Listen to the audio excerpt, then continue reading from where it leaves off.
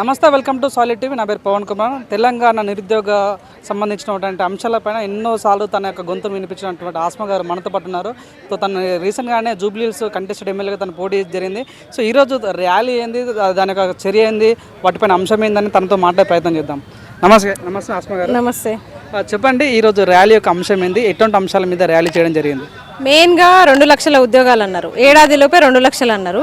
సరే అని చెప్పేసి అందులో ఫస్ట్ వీళ్ళు ఈ 2.5 సంవత్సరాల కాలంలో ఏ నోటిఫికేషన్ ఇస్తారా అని ఎదురు చూస్తే ఫస్ట్ పోలీస్ నోటిఫికేషన్ ఇప్పుడైతే అదే చర్చ నడుస్తుంది. అట్లాంటప్పుడు పోలీస్ అభ్యర్థులకి 19,000 పోస్టులు ఇస్తాము అని చెప్పేసి ప్రకటన చేసి తీరా చూస్తే ఖాళీలు ఉన్నాయి, మేము ఆర్థిక శాఖ ఆమోదం తెలపడానికి పంపించినాం, ఫైల్ పంపించినాం, అది రాగానే ఇస్తామని చెప్పిన వాళ్ళు ఈరోజు 5,000 పోస్టులతో నోటిఫికేషన్ ఇస్తామని ఎట్లా అంటారు?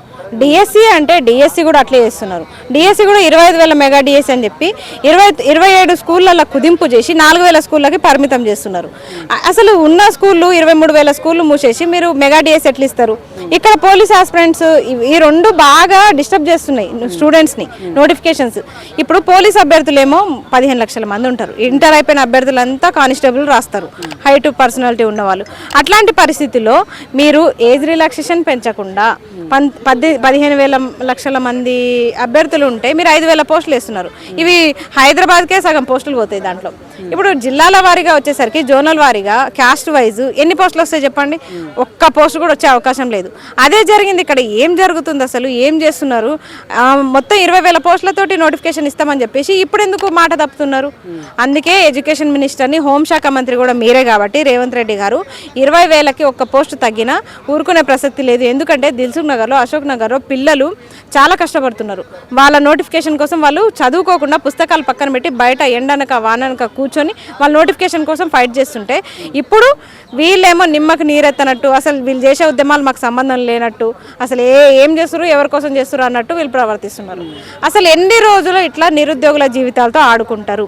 వాళ్ళకి ఏజ్ పెంచాలి, 46 జీవోని రద్దు చేయాలి, లాంగ్ జంప్ 3.8కి కుదించాలి, ఇట్లా చాలా ఉన్నాయి. ఇవన్నీ పెట్టుకొని మీరు 5,000 నోటిఫికేషన్ ఇస్తున్నామంటే మీరు 46 జీవోని పెట్టి ఇస్తున్నారా, రద్దు చేసి ఇస్తున్నారా? లాంగ్ జంప్ని కుదించి ఇస్తున్నారా, కుదించకుండా ఇస్తున్నారా?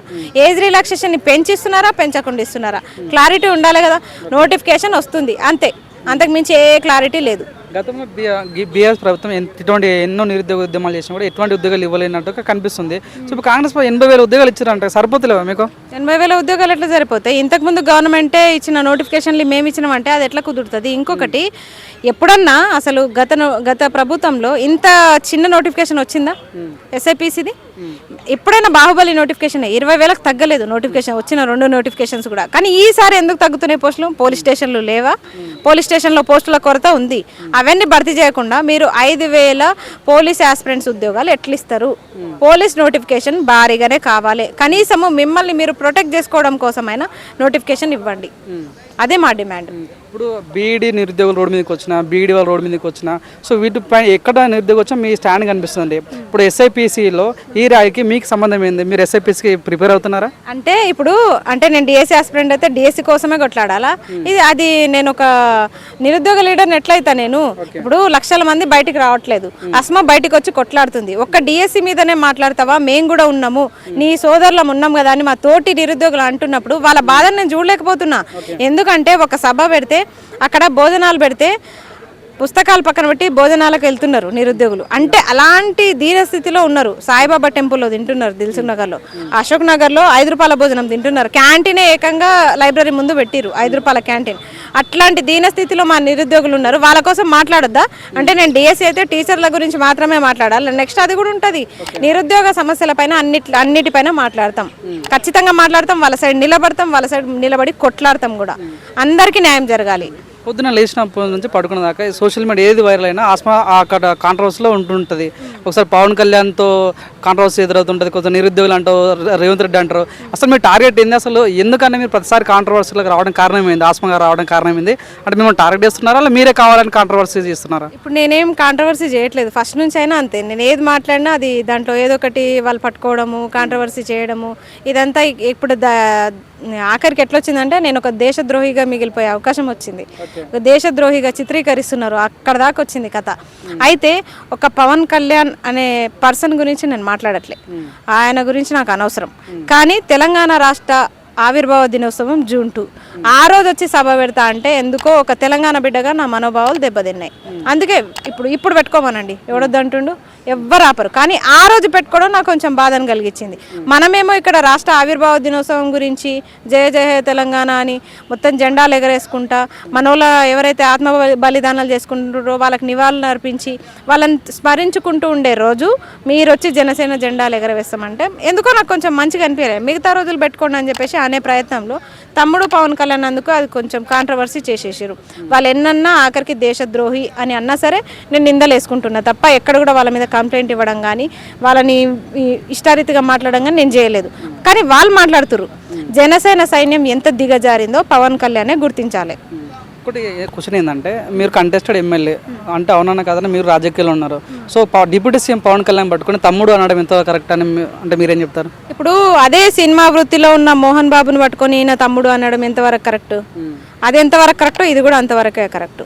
అది తప్పైతే ఇది తప్పే, అది తప్పు కాదంటే ఇది తప్పు కాదే. నేను పవన్ కళ్యాణ్కి సారీ చెప్పాలంటే మాత్రం పవన్ కళ్యాణ్ కూడా మోహన్ బాబు గారికి సారీ చెప్పాలి, అప్పుడు నేను ఒప్పుకుంటా తప్పని. ఇప్పుడు ఇంత దాకా వచ్చినాక నువ్వు దేశద్రోహి అని చిత్రీకరించినాక కూడా నేను పవన్ కళ్యాణ్ని క్షమించే ప్రసక్తి అయితే లేదు 100%. ఇప్పుడు ఆయన కూడా ఒక సామాన్య వ్యక్తిగానే వెళ్ళారు కదా, డైరెక్ట్ పుట్టుకతోనే డిప్యూటీ సీఎం కాలేదు కదా, ప్రజలు ఎన్నుకుంటే అయ్యారు. అది మర్చిపోయి ఈరోజు ఇష్టారీతిగా మాట్లాడుతున్నారు మీ జనసేన సైన్యం. ఆ బాధ్యత ఎవరు తీసుకోవాలి?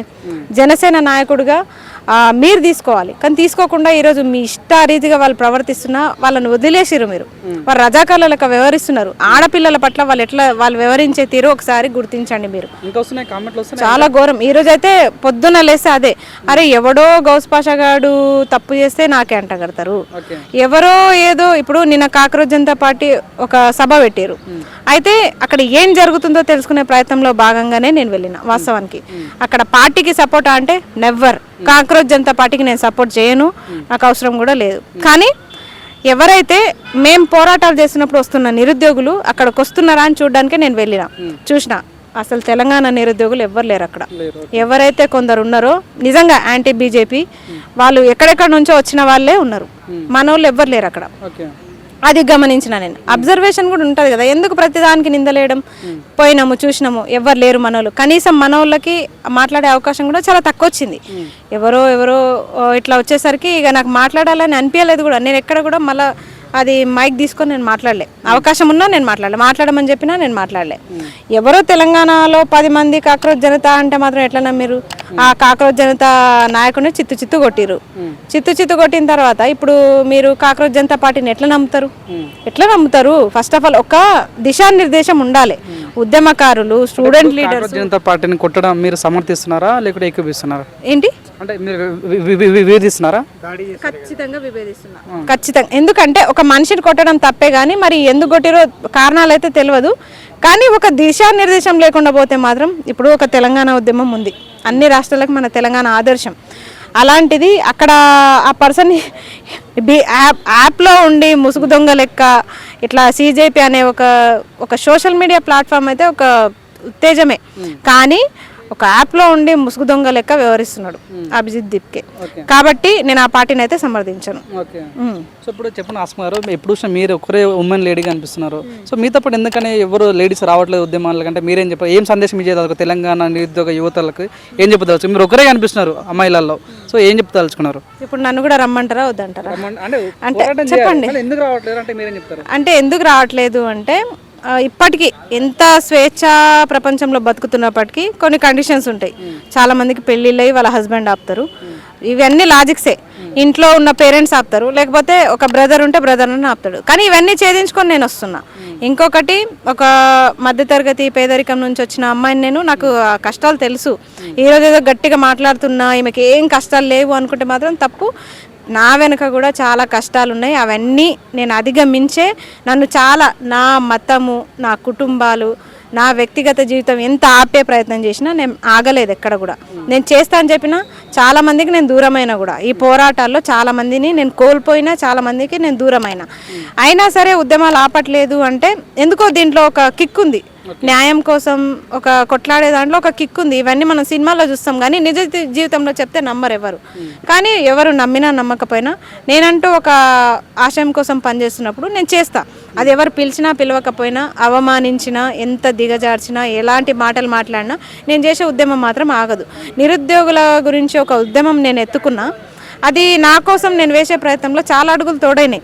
అది అమ్మాయిల అబ్బాయిల పక్కన పెడితే, అబ్బాయిలని ఇంతమంది వస్తున్నారు కదా, అంటే వాళ్ళు నష్టపోతున్నారు కాబట్టి వస్తున్నారు. అమ్మాయిలు ఏంటంటే సరే ఏమున్నా అస్మ ఉంది కదా ముందల, మనం అందరం చేసే పని ఆమె చేస్తుందని ఒక నమ్మకం. ఆ నమ్మకాన్ని నేను కోల్పోదలుచుకోలేదు. నేను ఒక 100 మంది అమ్మాయిలతో సమానం కాబట్టి వాళ్ళందరూ చేసే పని నేను ఒక్కదాన్ని చేయగలుగుతున్నాను. మీరు జూబ్లీస్ ఎమ్మెల్యే కంటెస్ట్ కూడా చేశారు. సో ఇప్పుడు నిరుద్యోగుల కోసం పోరాటం చేస్తున్నారు. సో రీసెంట్గానే చాలా మిలియన్స్ వ్యూస్ వచ్చినటువంటి, మిలియన్స్ ఫాలోవర్స్ వచ్చినటువంటి కాంగ్రెస్ జనతా పార్టీ ఫౌండర్కే నిన్న దాడి జరిగింది. మీ మీద దాడి జరుగుతున్న ఏ రోజు మీకు అనిపించలేదు? భయం వేస్తలేదు మీకు? భయం ఎందుకు వేస్తుంది కానీ, ఎన్నో ఎదురు దెబ్బలు తిన్న గుండె. ఈ శరీరానికి తగిలే గాయాలు పెద్ద నొప్పి అనిపించవు. శరీరపు గాయాలు ఏముంటాయి, 2-3 రోజులకి మందు పెడితే మానిపోతాయి. మా గుండెలనే ఎన్నో తూట్లు పొడిచిర్రు చాలామంది. అలాంటిది ఖచ్చితంగా జనసేన పార్టీ నుంచి అయితే నాకు ప్రమాదం ఉంది. ఎప్పుడు దొరుకుతానా అని వాళ్ళు కూడా చూస్తున్నారు. పెద్ద స్టేట్మెంటే. ఖచ్చితంగా వాళ్ళ నుంచి అయితే నాకు ప్రమాదం అయితే ఉంది. ఎందుకంటే వాళ్ళు పెట్టే మెసేజెస్, వాళ్ళు పెట్టే మాటలు నాకు, నా ఫోన్కి, నా మనసుకే తెలుసు. ఎవరికి తెలియదు, మూడో వ్యక్తికి తెలియదు. నా ఫోన్కి నాకే తెలుసు.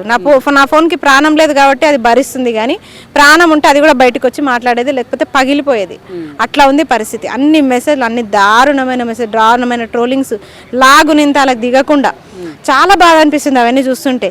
ఇలాంటి కార్యకర్తలను పెట్టుకొని జనసేన నాయకుడు పవన్ కళ్యాణ్ ఏం చేద్దాం అనుకుంటున్నాను నా ఒక సందేహం. చాలా దారుణం అది. అంటే ఇప్పుడు ఆస్మా గారు రేవంత్ రెడ్డికి వ్యతిరేకమా లేకుంటే బీఆర్ఎస్కి స్నేహమా? సో మీ ఎజెండా ఏంది? మీ పొలిటికల్గా కూడా మీరు ఇండిపెండెంట్ పోటీ చేయడం జరిగింది. సో మీ వెనక ఏదైనా రాజకీయ హస్తం ఉందా? రాజకీయ హస్తాలు ఇవన్నీ ఏం లేవు.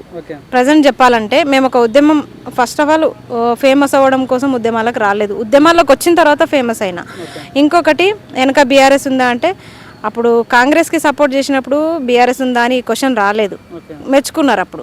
ఇప్పుడు కాంగ్రెస్కి ఆపోజిట్ అని కాదు, రేవంత్ రెడ్డికే ఆపోజిట్. ఎందుకంటే రేవంత్ రెడ్డి కాంగ్రెస్ పార్టీకి మాయని మచ్చ తెస్తున్నాడు.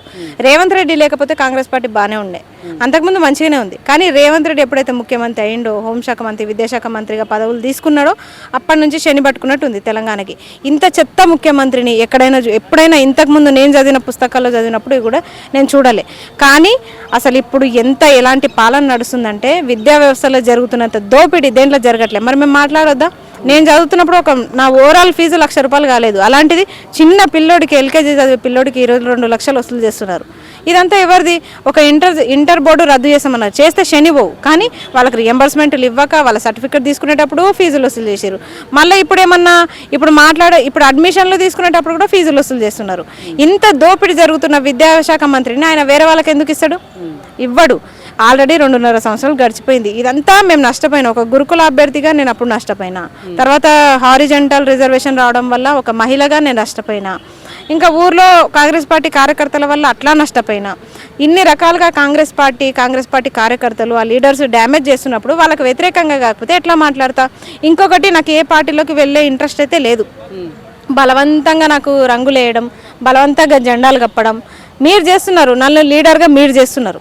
నాకు అసలు సంబంధమే లేదు. నేను జూబ్లీస్లో పోటీ చేసింది కూడా నిరుద్యోగుల తరపు నుంచే.